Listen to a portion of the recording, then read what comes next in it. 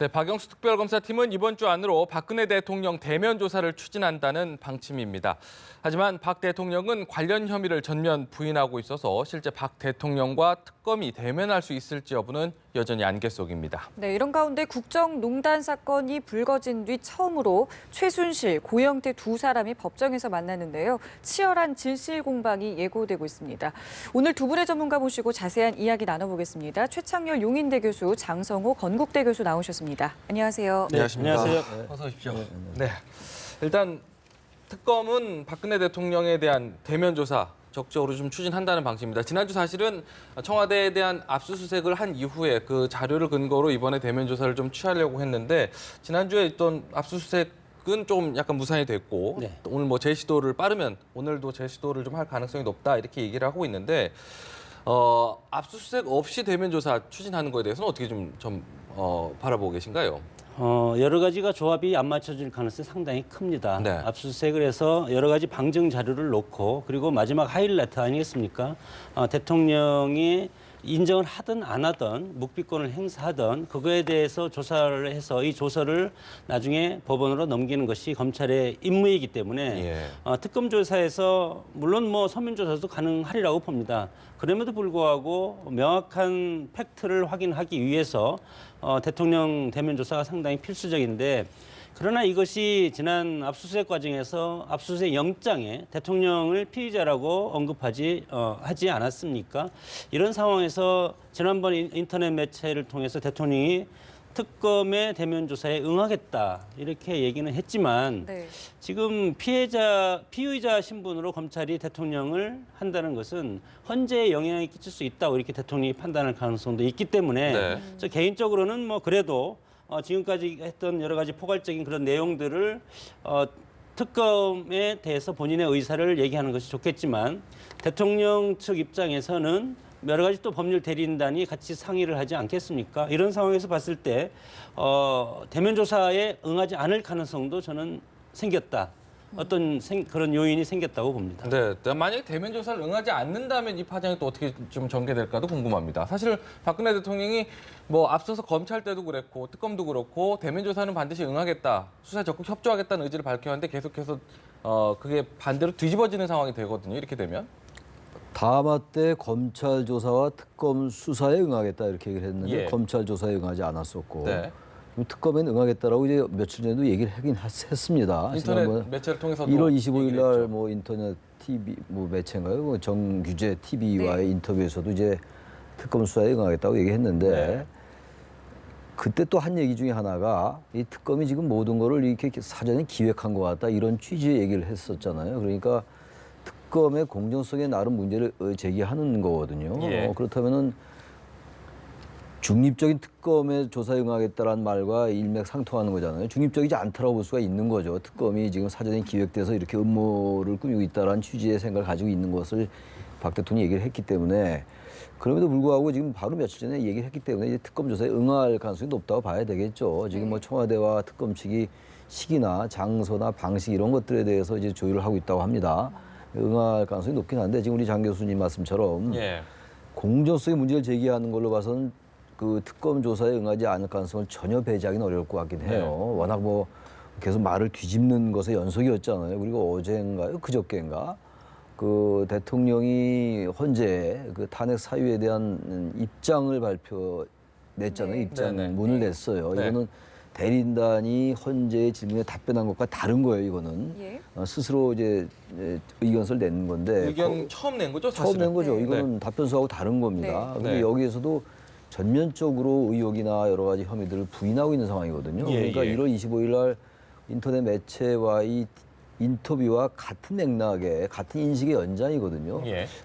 그러면서 본다면 특검 조사에 응한다 하더라도 모든 걸 부인할 가능성이 높죠. 그리고 지금 최순실의 그런 것들도 몰랐다라는 거고 전혀 개입하지 않았다라는 거고 이런 입장이기 때문에 특검이 그동안 여러 가지 물증이라든지 진술에 입각해서 확보했던 여러 가지 정황과 너무나 배치되고 있는 거예요. 그래서 설령 그렇게 부인한다 하더라도 여러 가지 물증들이 여전히 있기 때문에 오히려 그것이 탄핵 절차나 이런 것들도 당길 가능성도 있지 않는가라고 보여집니다. 어쨌든 이런 부분들은 민심의 역풍을 맞을 가능성이 좀 크다고 봐요. 아주 좀 바람직하지 않은 태도가 아닌가 이렇게 보여집니다. 네네.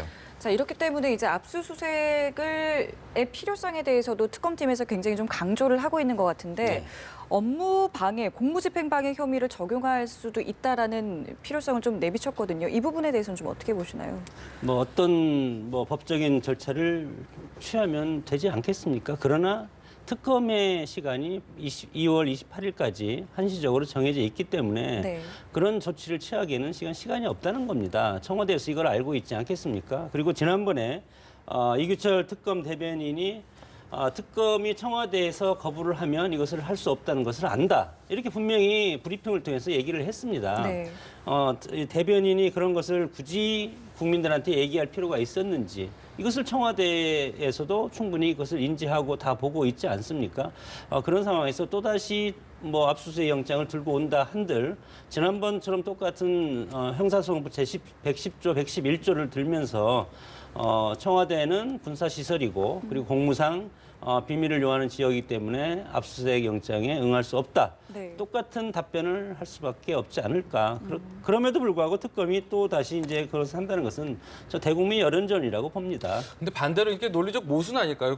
박근혜 대통령 입장에서 대면 조사를 응하려면 압수수색 과정이 좀 필요하다, 공정성을 염두에 두고 필요하다라고 지금 지적을 하셨는데 네. 반대로 또 압수수색에 대해서는 또 뭐 시간적으로 안 되고 안 된다. 이 자체가 이제 모순이 아닌가 이런 생각이 좀 들거든요. 압수수색도 응하지 않으면서 그러니까 공정성을 의심하면서 압수수색은 응하지 않는 이유에 대해서는 뭔지 좀 궁금하거든요. 근데 압수수색을 응한다고 하면 네. 또 형사소송법을 청와대 스스로가 어긴 것이 될 수가 있다고 생각을 할 것이고 첫째는 예. 그것은 명분이죠. 그러나 내면적으로 보면 압수수색 과정에서 기존의 국정농단이라든가 대가성 뇌물죄와 관련된 것이 안 나온다고 할지라도 또 다른 별건의 사항이 나올 수가 있기 때문에 이것은 향후 대통령 퇴임 후에 이런 것들에 대해서 형사 소송이라든가 형사법, 형사처벌 이런 거에 대해서 이제 검찰이 또 조사를 하지 않겠습니까? 그런데 영향을 끼칠 수 있기 때문에 방어권 차원이라고 봅니다. 방어권 차원이다. 근데 지금 사실 보면은 지난번에 그 안종범 수석 수사 관련해서 수첩 39건 얘기 네. 나오지 않았습니까? 이게 지금 사실은 청와대에 숨겨놨던 자료를 안종범 수석의 측근이 들고 나와서 이렇게 특검이 제출했다는 얘기가 나왔잖아요. 이 부분에 있어서 사실은 이게 청와대 안에 있었으면 경내 압수수색이 안 될 거라고 생각했기 때문에 그쪽에 놔뒀다가 안 되겠다 싶으니까 갖고 나온 것 아니겠습니까? 그러니까 이런 자료들을 분명히 특검은 압수수색을 통해서 많이 건져낼 수 있다 이렇게 확신하고 있는 것 같은데요. 압수수색이 보여주기가 아니라고 그랬잖아요. 언론 보도는 이 하나의 수순이다. 네. 이제 박 대통령의 대면 조사로 가기 위한 여론전의 성격이 있다라는 일각의 보도가 있었는데 거기에 예. 대해서 부인한 거거든요. 특검 이거는 네. 반드시 필요한 절차다. 지금 말씀처럼 청와대의 그 대통령 기록물 관리법 때문에 지우고 싶어도 지우지 못한 자료가 많을 거예요. 네. 물론 뭐 인멸한 자료가 전혀 없다고 할 수 없다 하더라도요.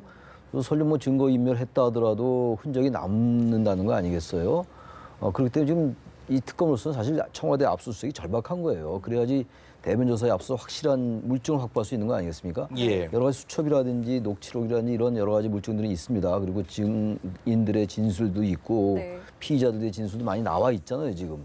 그렇다 하더라도 청와대에 막상 들어가서 서버라든지 이런 것들에서 있는 흔적은 대단히 중요한 거거든요. 네. 근데 지금 뭐 아까 쭉 말씀하셨다시피 청와대가 이 압수수색을 또 다시 거부할 가능성이 높아요. 지금 오늘 다시 뭐 재시도할지 모르겠어요, 특검이. 예. 지난번 검찰 조사 때도 압수수색 거부했었잖아요.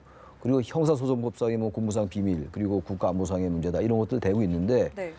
아까 우리 장 교수님이 뭐 방어권 차원이라고 말씀하셨는데 이거는 형사소송법을 오히려 지금 청와대가 어기고 있는 겁니다. 왜 그렇게 말씀드리냐면은 형사소송법에 있는 거는 국가 이익에 중대한 침해가 없을 때는 압수수색 할 수 있다라고 돼 있어요.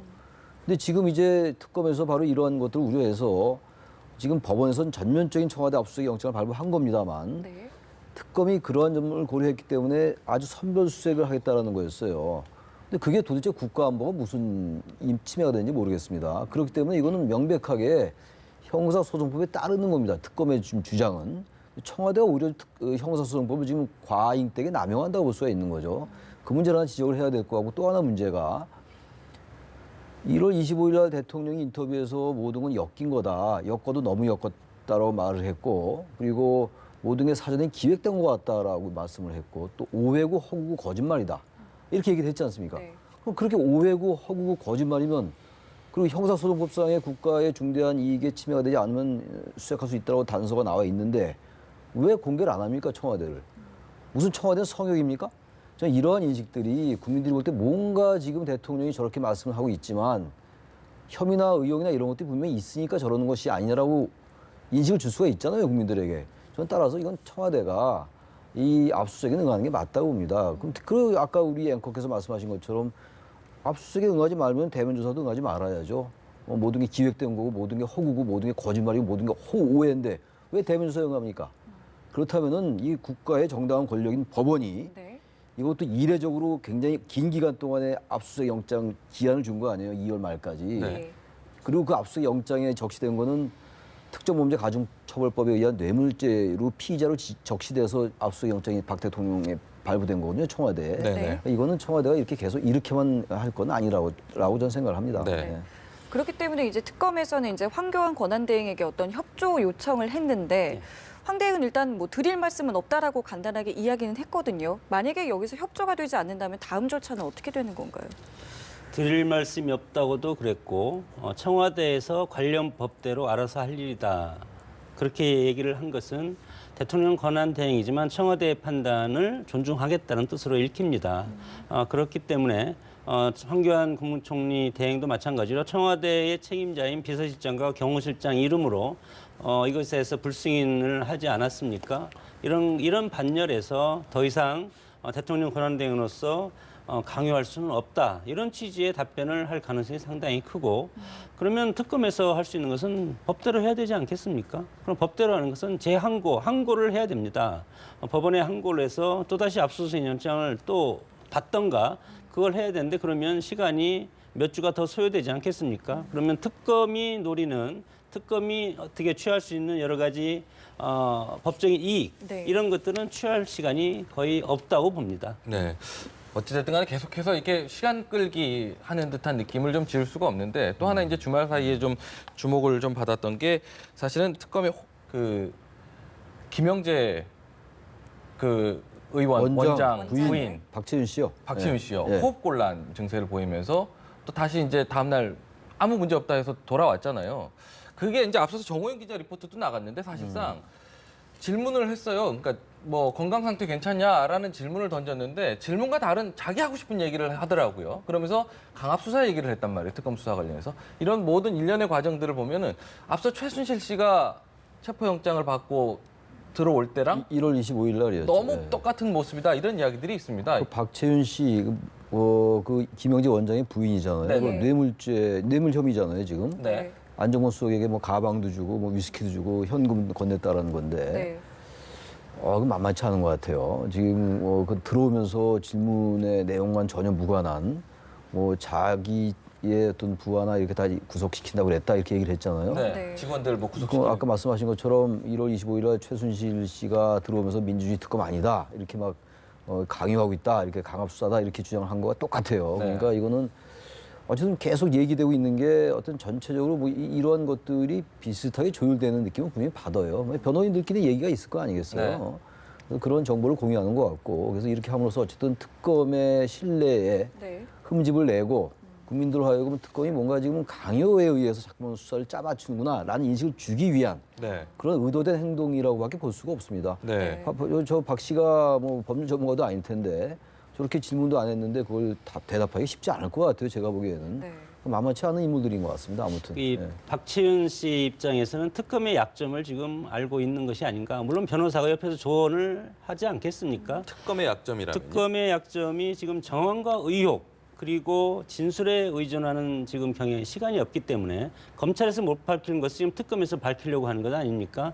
그럼에도 불구하고 지금 특별히 밝힐 수 있는 것이 없다 이렇게 보는 겁니다. 특히 대가성과 좀 현금 같은 건 주었지만 그러나 이것이 달라고 해서 준 것이지 내가 스스로 준 것은 아니다 이렇게 부인을 하고 있고 그리고 또 세월호 일급시간 같은 것도 사인 같은 것도 지금 뭐 전문기관에서 했는데 이것은 확인할 수 없다. 네. 이렇게 나온 이런 시점에서 이분들이 이런 상황을 지금 아는 것이죠. 그래서 나는 진술을 강요당하고 있고 탄압받고 있다. 이런 식으로 지금 여론전을 펼치면서 그리고 뭐 관련된 거에 대해서는 묵비권을 행사할 가능성이 상당히 크다고 보면 이것을 검찰 스스로 팩트를 찾아서 이것을 입증해야 될 의무는 있는데 네. 그것이 지금 잘 안 된다는 것을 이 피의자 신분으로 이분들이 지금 알고 최순실 씨나 박채윤 씨나 같은 반열에서 지금 대응을 하는 것이 아닌가 그렇게 판단이 됩니다. 받아들이기에 따라 다르겠지만 그 박지훈 씨가 한 여론전에 대해서 어떻게 평가를 하시는지 궁금합니다. 지금 소환된 지 1시간도 채 안 돼 갖고 호흡곤란 호소하면서 강압 수사를 좀 강요받았다라는 이야기를 하는 거에 대해서 여론이 어떻게 특검 쪽에 불리할까요? 박지훈 씨한테 불리할까요? 보는 이에 따라 다르겠죠. 관점에 따라 다르겠습니다만 저는 뭐 그 질문에 대한 답변이라면 박채윤 씨 등에게 불리할 것 같아요. 왜 그러냐면은 전반적으로 정말 특검이 강압수사를 하고 있구나라는 정황이 없잖아요, 지금. 알 수는 없죠. 지금 그런 얘기를 했는지 아닌지. 왜냐하면 그 CCTV나 이런 데서 한 얘기가 아닐 거예요, 아마. 그러니까 저런 얘기를 하지 않겠어요. 만약에 CCTV나 영상 녹화실에서 했다면 그 자료를 갖다 대면 되니까.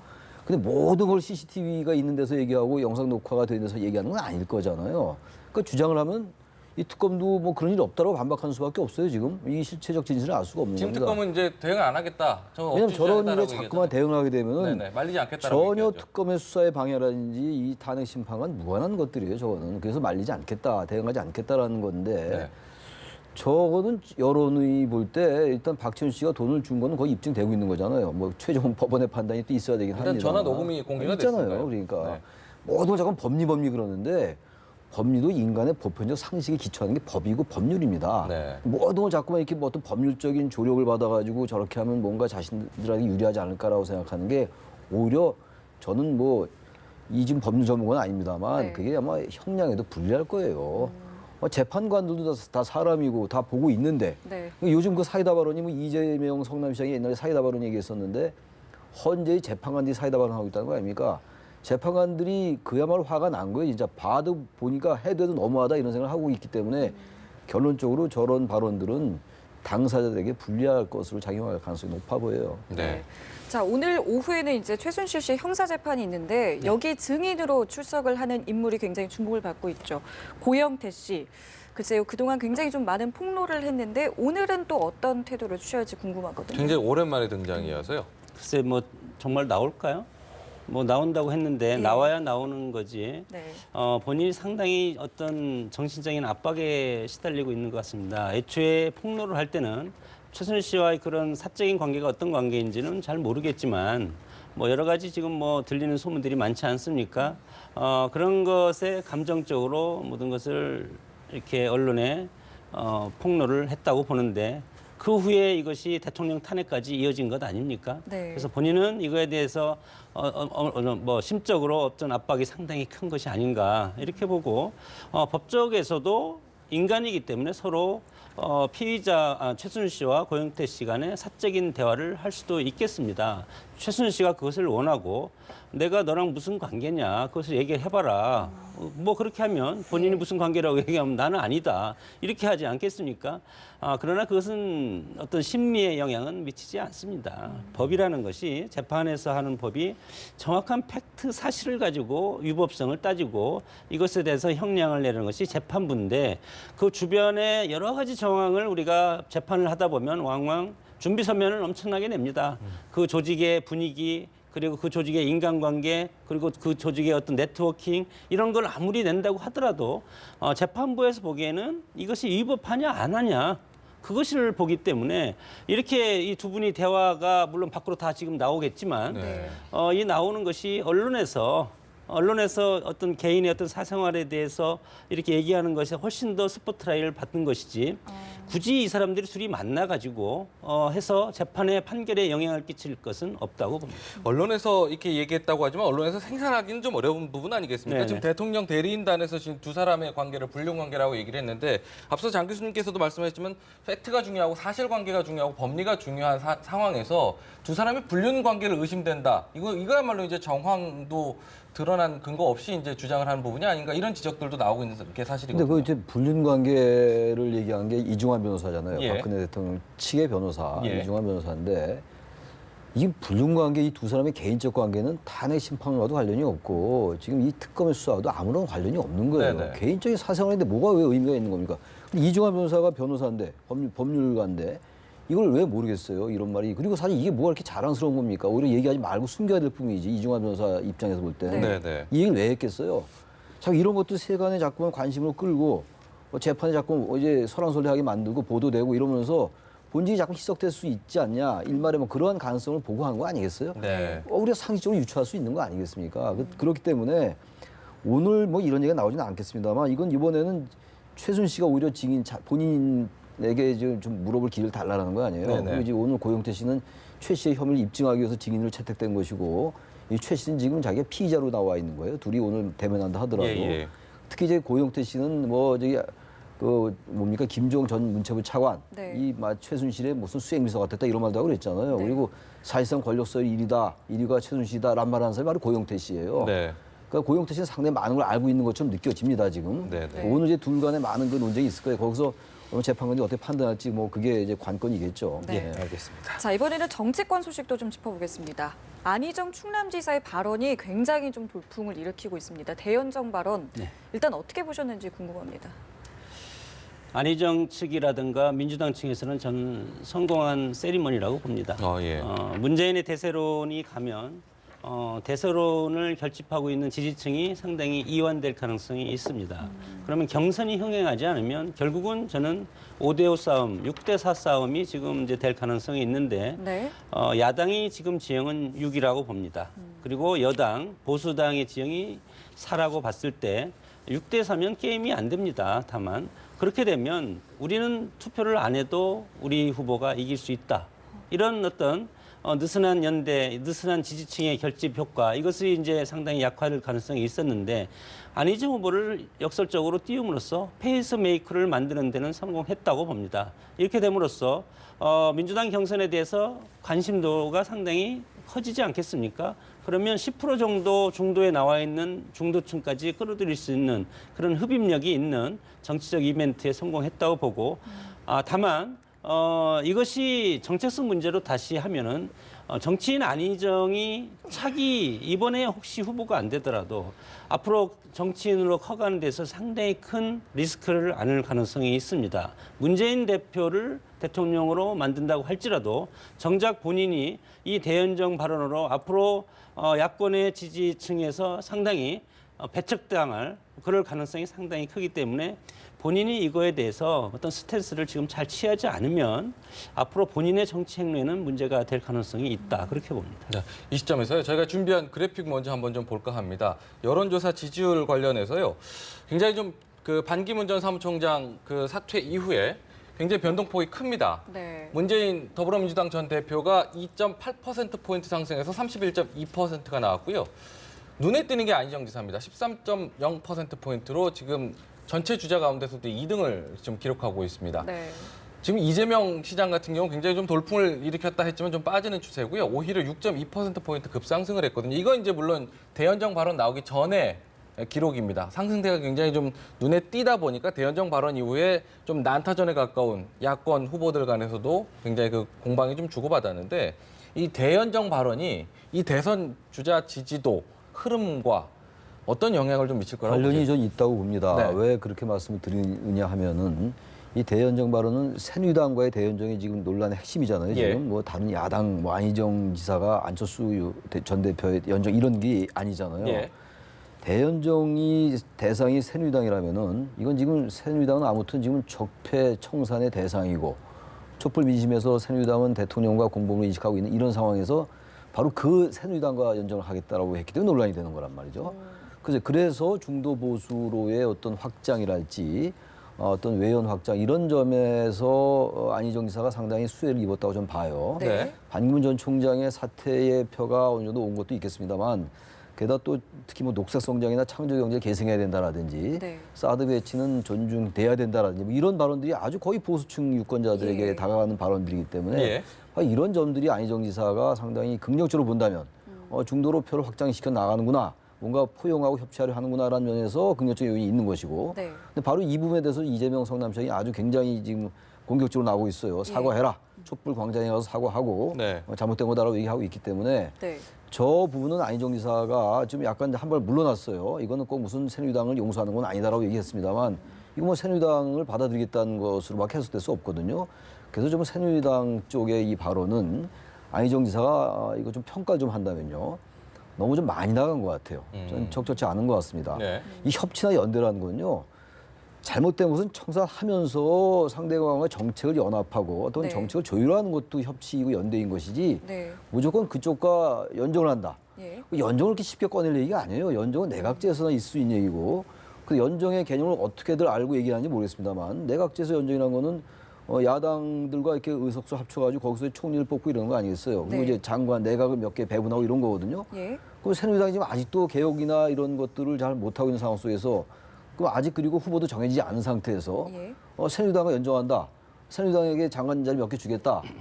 이건 굉장히 교만할 뿐더러 저는 바람직하지도 않은 태도라고 봅니다. 이건 너무 좀 많이 나간 것 같아요. 저건 안희정 지사가 앞으로 표를 확장하는데 오히려 전 중도층에게 오히려 더 마이너스가 아니에요. 중도층이 볼 때는 썩 그렇게 좋아 보이지 않을 것 같아요. 뭐 우리 최 교수님 뭐 말씀 전적으로 공감을 하는데 이 대연정이라는 말이 안희정 후보가 꺼낸 것이 아니고 애초에 노무현 대통령이 꺼낸 것 아닙니까? 열린우리당이 국민으로부터 상당히 지탄을 받을 때 새누리당이 박근혜 그때 당시 대표한테 대연정을 제안하고 총리까지 다 약속하고 같이 하자. 그때 당시에는 새누리당이 상당히 잘 나갈 때 아닙니까? 그것이 노무현 정신이라고 봅니다. 그래서 안희정 지사가 대연정을 꺼낸 것은 본인은 노무현의 적자로서 노무현 정신을 계승하겠다.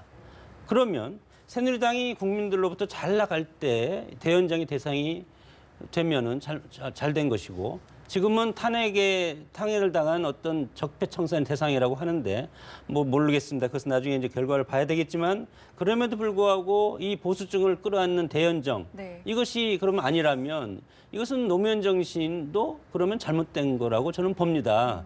그런 차원에서 대통령이 돼야 될 것은 현실적으로 우리가 지금 국회를 무시하는 경향이 있지 않습니까? 저항적 대통령제의 어떤 폐해인데 네. 다음 대통령이 누가 되든 야당과 연정하지 않으면 야당과 협조하지 않으면 국정이 한 발자국도 앞으로 나갈 수가 없고 또 이런 혼란스러운 이런 어떤 정치가 이어질 가능성이 상당히 큽니다. 그런 차원에서 이런 어려운 얘기를 꺼낸 안희정 충남지사가 저는 앞서가는 정치인의 그런 좌고우문 하지 않는 그런 돌직구를 던질 수 있는 정치인이라고 봅니다. 네. 젊기 때문에 이런 말을 할 수 있다고 보는데 네. 이것이 무슨 뭐 선명성 경쟁이라든가 진영 논리라든가 이런 글에 휩싸이는 것이 우리 전통적인 그런 대권 구도의 전략이라면 오히려 이런 부분은 물론 지지층한테는 비판을 받을 수 있지만 한국 정치의 발전을 위해서는 안희정 지사가 용기 있는 발언을 했다고 봅니다. 네. 조금 전에 이제 민주당 경선 이야기를 좀 해주셨는데, 그러니까 현 여권을 좀 바라보는 시각이 문재인 전 대표와 안희정 지사는 좀 다른 것 같다는 생각이 들고요. 많이 다른 거죠. 지금 예. 벌써 나온 얘기가. 네. 이 대연정을 둘러싸고도 생각이 다르잖아요. 물론 네. 이제 안희정 지사나 문재인 대표나 이게 지나치게 또 같은 진영 내에서 공방을 비치면 안 되니까 좀 자제하는 분위기긴 합니다만. 네. 근데 전 여소야대 얘기를 하잖아요. 누가 되더라도 여소야대다. 네. 근데 대통령제에서 여소야대는요, 어떻게 보면 자연스러울 수도 있어요. 근데 여소야대를 극복하는 길이 반드시 무조건 연정만 하는 거다. 이런 게 좀 있는 것 같아요, 요즘 와서. 네. 전 잘못된 거라고 봅니다. 여소야대 정국은 클린턴 때도 여소야대였고, 클린턴 대통령이 얼마든지 소통함으로써 그걸 잘 해냈었어요. 여소야대를 통해서 뭔가 어떤 야당이 의견을 존중하고 이렇게 하면 되는 방법도 있는 건데 무조건 여소야대는 불가피하기 때문에 무조건 연정을 가야 된다. 네. 이건 완전 논리를 몇 단계 뛰어넘는 거기 때문에 정치적으로 봐도 이건 국민들을 너무 오도하는 겁니다. 지금 이번 선거가 아주 특징적인 게 몇 개 있잖아요. 대선 기간이 짧고 네. 물론 탄핵 인용을 전제로 하는 거긴 합니다만 짧다 보니까 자꾸 연정 연대 얘기가 유난히 많이 나와요. 그건 좋은 얘기입니다. 협치하고 분권으로 가야 되는 것이고 상대를 인정하는 거 이런 건 맞는 건데 그것하고 여소야대로 가는 게 불가피하기 때문에 어느 정파가 집권하더라도 여소야대이기 때문에 연정을 통해서 이 갈등을 극복해야 된다. 이 얘기는 전혀 다른 얘기입니다. 이거 좀 분명히 알고 우리가 얘기 좀 해 나가는 게 맞지 않는가. 네. 언론들도 마찬가지예요. 네, 알겠습니다. 야권에서 이제 눈에 띄는 안희정 지사에 대해서 좀 살펴봤고요. 여당 얘기도 좀 살펴볼까 하면 새누리당 같은 경우요. 지금 원래 애초에는 어제 이제 새 당명이 좀 정해질 것 같더니 좀 늦어지더라고요. 그래서 이제 지금 이름이 언급되는 것 중에 여러 가지가 있는데 애초에 이제 뭐 그 여러 가지 나왔었는데 보수의 힘이 좀 유력한 것으로 좀 떠오르고 있는 것 같아요. 네. 지금 국민제일당, 행복한국당 뭐 여러 가지 안 중에서 보수의 힘 같은 경우는 지금 저 임명진 비대위원장이 제안을 해서 굉장히 큰 좀 힘을 받는 것 같다 이렇게 얘기를 하는데 네. 정당 이름으로는 좀 낯선 좀 이름이긴 한데 어떻게 좀 보시나요? 홍보 전략 차원에서 보수의 힘이라는 것은 파격적입니다. 네. 저것이 어느 정도 당명으로서는 새로운 어떤 포메이션으로서 국민들한테 지지층한테 관심이 끌 가능성이 상당히 많고 네네. 저런 새누리당이 저런 당명을 선택을 한다는 것은 이번이 정권 심판보다도 보역 대결로 갈 수가 있다는 것이죠. 네. 보역 대결로 끌고 가겠다는 것이 새누리당의 전략이고 보역 대결로 끌고 가야만이 새누리당이 승리할 수 있다는 겁니다. 그리고 지금 상황도 그렇게 지금 가고 있다고 보는데 그러면서 보수의 힘이 색깔을 확실하게 드러낼 수 있다. 확실히 드러나서 네. 자신들이 지지하는 태극기 물결과 같이 휩쓸고 가겠다는 것이죠. 이렇게 되면 결국은 지지층이 보수와 진보 역대 어떤 전통적인 선거 구도로 간다. 애초에 이 선거가 박근혜 탄핵의 심판, 정권 심판으로 가다가 이것이 지금 정치인들이 끼어들면서 촛불 민심도 약간은 정치인들 거기 들어가 있었고 그리고 태극기 물결도 지금 본격적으로 지금 새누리당 의원이 들어가 있지 않습니까? 대선 주자까지. 네. 이렇게 되면 이 정치가 결국은 순수한 국민들의 그런 민심을 왜곡할 가능성이 상당히 크고 거기에 휩쓸려서 대선이 끝날 가능성이 있습니다. 네. 특히 탄핵이 끝나고 대선이 이루어지는 거기 때문에 이것은 정치적인 어떤 포메이션으로 이분법될 가능성이 상당히 크다. 그래서 새누리당에서 보수의 힘, 좀 특이합니다. 특이한데 특이하다는 것은 관심을 끌 수 있다는 것이고 지금 이 위기에서는 보수와 진보라고 정확하게 전략적으로 분리를 함으로써 예. 새누리당이라는 어떤 보수 정당이 국민들로부터 어필할 수 있고 네. 그리고 당명을 바꿈으로써 새로운 개혁 이미지도 우리가 보수 정당의 정체성을 확실히 세우겠다. 이런 개혁적 그런 것들도 박근혜 대통령을 밀어내면서 네. 그렇게 갈 수 있는 어떤 아이디어 차원이 아닌가 그렇게 봅니다. 저는 이 보수의 힘을 보면서 선거를 포기한 정당이다. 아. 저는 이렇게 생각합니다. 극단적으로. 왜 그런 말씀드리냐면요. 네. 어쨌든 선거라는 거는 자신의 어떤 지지자를 끌어들이는 게 우선이잖아요. 그렇다 하더라도 중도층의 유권자가 우리 대선의 승패를 갈라요. 근데 보수라고 딱 못을 박아버리면은 중도 온건이나 중도 보수층들이 새누리당을 찍으려 하다가도 저 사람 딱 보수네. 나는 가면 안 되겠네. 이런 거 생기지 않겠어요? 네. 전 뭐 그야말로 확실한 정체성을 내세우는 건 좋겠으나 전 정당 이름으로 특히 선거를 앞둔 정당의 이름으로는 적절치 않아 보인다라는 것이고 또 하나 문제는 지금 이제 뭐 이 개혁적이고 뭐 이런 걸 내세우겠다 박근혜 지우게 하겠다라는데 박근혜 대통령을 정말 지우려면요 아까 우리 모두의 말씀 나눈 것들 있잖아요 1월 1일 날 기자간담회 했던 거 다 부인했고 또 1월 25일 날 인터뷰에서 다 부인했고 며칠 전에 그 의원소에서 다 부인했고 이런 것도 비판할 줄 알아야죠 새누리당이 네네네. 비판한 다음에 우리는 진정 보수로 가겠다 이래야지 이 보수의 힘이라는 게 의미가 있지 않겠어요? 그런 거 하나도 얘기도 못 하고 있고 네. 아무도 자신 있게 얘기도 못 하고 용감하지도 않고 오로지 그 TK 그 민심만 의식해가지고 그냥 자신이 무슨 국회의원 자신들이 다는 아니겠습니다 의원들이 새누리당 의원들이 국회의원의 그 복무한 무슨 셀러리맨들 같아요. 그러면서 무슨 보수의 힘이라고 합니까? 이거 아주 전 당면으로 적절치 않고 그리고 박 대통령도 이쯤 되면 이 새누리당의 길을 좀 터주기 위해서라도 탈당하시는 게 맞는 것 같아요. 저는 이 순간 좀 궁금한 게 앞서서도 말씀하셨지만은 지금 새누리당 소속 의원들이라든지 특히 이제 네. 김문수 전 지사 같은 경우는 대권 주자로도 이름이 오르내리는 분인데 탄핵 반대 집회에 지금 참석을 하고 있단 말이에요.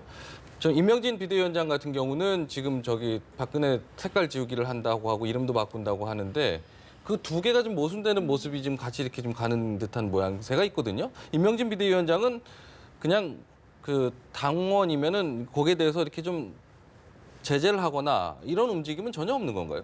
이걸 그냥 이렇게 놔두는 게 방향으로 맞다라고 판단하는 건가요?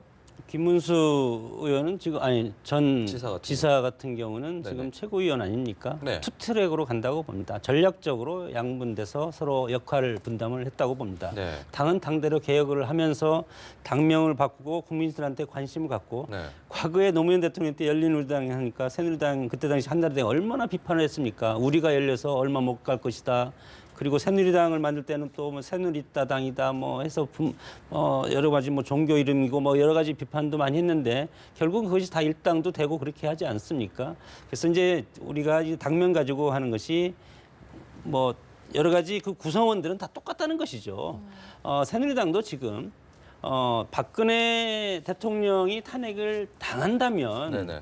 일단 심판이 이루어지는 거 아닙니까? 그러면 그 나머지 사람들은 앞으로 나가야 된다는 것이죠. 네네. 그래서 박근혜 대통령이 그동안 끌고 왔던 보수 지형을 끌고 가겠다는 겁니다. 이것이 집도키고 그리고 플러스 돼서 정당을 통해서 외연 확대도 하고 그리고 바른정당이 또 보수 정당이 있지 않습니까? 마지막에는 바른정당과 같이 연합 후보를 만들어서 일단은 치르고 나서 대선이 끝나면 네. 정당 자체가 다시 이합집산 구도를 거칩니다. 그래서 네. 정당용이라고 봅니다. 알겠습니다. 알겠습니다. 저희 두 분 말씀 여기서 마무리 짓겠습니다. 오늘 말씀 고맙습니다.